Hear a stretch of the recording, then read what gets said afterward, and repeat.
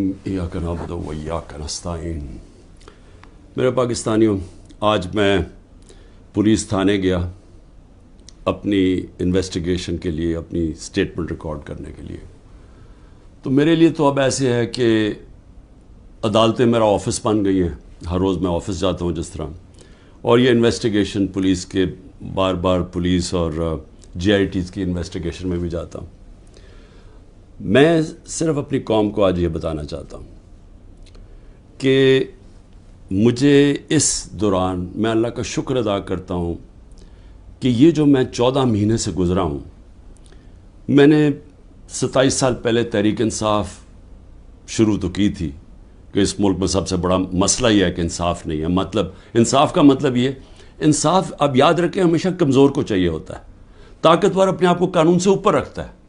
America अपने आप को इंटरनेशनल क्रिमिनल कोर्ट का हिस्सा नहीं बनाना चाहता क्योंकि वो ताकतवर है, लेकिन कमज़ोर मुल्क उसका हिस्सा बनना चाहते हैं क्योंकि उनको ताकतवर से तहफ़्फ़ुज़ चाहिए। जंगल के अंदर कमज़ोर को कोई तहफ़्फ़ुज़ नहीं मिलता, जो ताकतवर होता है बस उसका राज है। तो इंसानी माशरों के अंदर, जिस तरह मैं आपको बार बार ये चाहता हूँ आपके ज़हनों में चला जाए कि अल्लाह के सारे पैगम्बरों का असल मिशन ही इंसाफ था। और फिर से बता दूं, इंसाफ आज़ाद करता है इंसानों को, क्योंकि उनके हुकूक ताकतवर से उसकी जब तहफ़्फ़ुज़ देता है तो इंसान आज़ाद हो जाते हैं, और आज़ाद इंसान की परवाज़ ऊपर जाती है। एक इंसाफ के माशरे में अमन होता है, और अमन, इंसाफ और आज़ाद माशरे खुशहाल होते हैं। जो आज आप सारे दुनिया के माशरे देख लें, ये जो भी मगरब, यूरोप वगैरह, ये जो भी खुशहाली है वहाँ ये सारी चीज़ें हैं। इंसाफ है, आज़ाद हैं, अमन है, खुशहाल है। हमारा मसला ये है कि इंसाफ नहीं है। तो ये मेरी स्ट्रगल चली थी। तो इन 14 महीने में मुझे सही तरह अंदाज़ा हुआ है कि यहाँ तो बेचारा कमज़ोर पिस जाता है। यहाँ तो जो हमारा इंसाफ का निज़ाम है, उस बेचारा उसको तो वो बिल्कुल नहाता है, उसको माशरा बिल्कुल उसकी हिफाजत नहीं करता।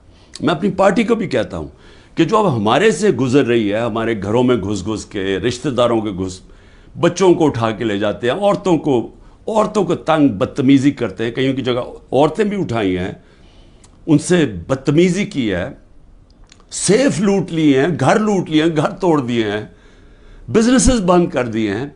तो ये जो हमारे से हो रहा है, ये सारे कमज़ोर तबके से होता है पाकिस्तान में, जब वो ताकतवर के सामने उसका टाकरा होता है। आज अंदरूने सिंध आप चले जाएं तो जो वहाँ लोगों का कमज़ोर तबके का हाल है, मैं आपको यकीन दिलाता हूँ कि इंसानी माशरे में ऐसे लोगों को कोई नहीं रख सकता।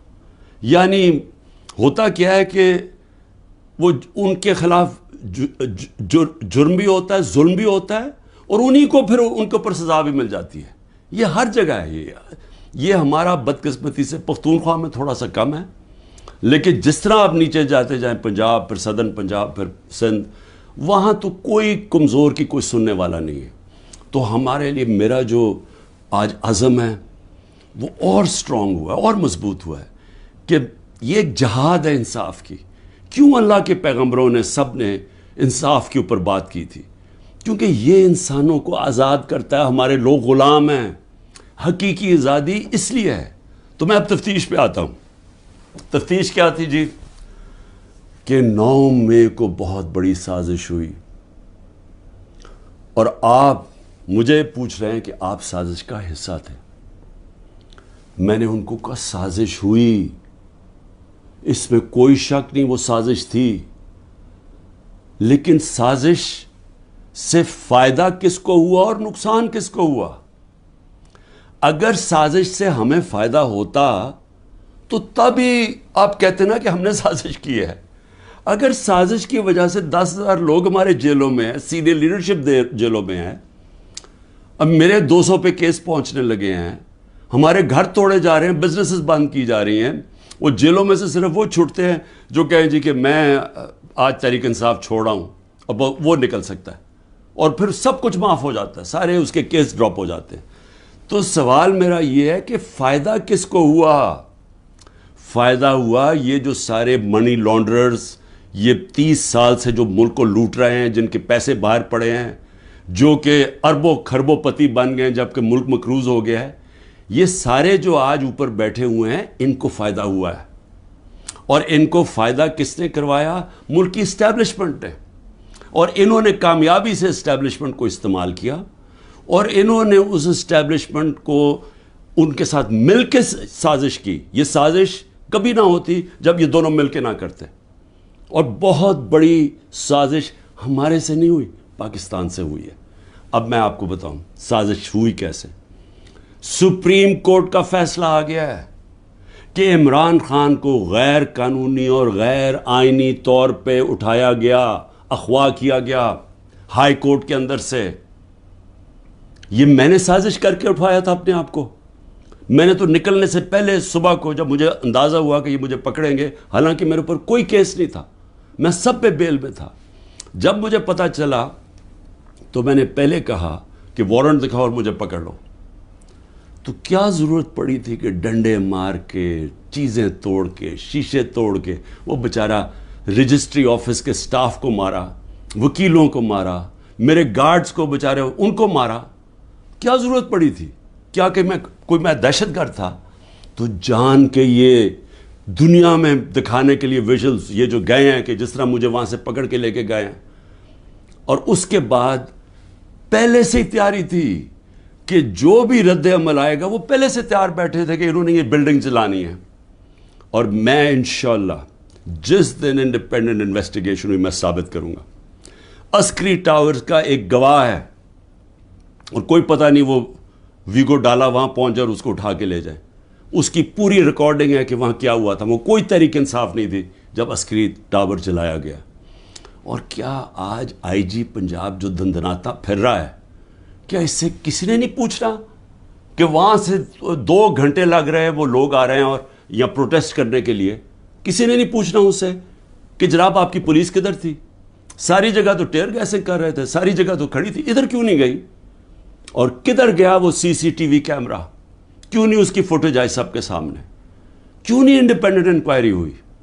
کور کمانڈر گھر کی سازش تھی، اور انشاءاللہ یہ سازش آئے گی سامنے جب ہمارا موقف سنا جائے گا. میں نے انکوائری والوں کو بھی کہا جج دونوں طرف سن کے فیصلے کرتا ہے، ون سائیڈڈ فیصلے نہیں کرتا کہ ایک جج جوری ایکسیکیوشنر جناب آپ ہی فیصلہ کر لیں کہ جی یہی انہوں نے کیا اور ان کو پکڑ کے مارنا شروع کر دو، پکڑ کے لو اور ملٹری کورٹس بنا دو تاکہ کچھ چیز نکلے ہی نہ، جسے مرضی سزا دے دو. تو میری اپنی قوم سے جو میں آج کہنا چاہتا تھا وہ یہ کہ اس کو جس طرح استعمال کیا گیا، یہ نہیں کہ انہوں نے تحریک انصاف کو پلان کر کے ختم کرنے کی کوشش کی ہے، یہ ہماری ڈیموکریسی ختم کر رہے ہیں.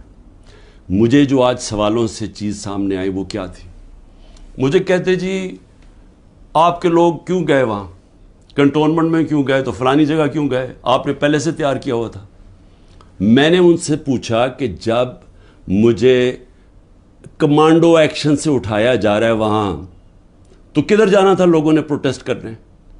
تو اس کی باتوں سے مجھے یہ لگا کہ آپ کو پرامن احتجاج کرنے کی اجازت نہیں ہے کہیں جی ایچ کیو کے سامنے یا کنٹونمنٹ کے سامنے. مجھے بتائیں آئین میں کدھر لکھا ہوا ہے؟ کہیں آئین میں لکھا ہوا ہے تو میں مانوں کہ میں نے قانون توڑا ہے.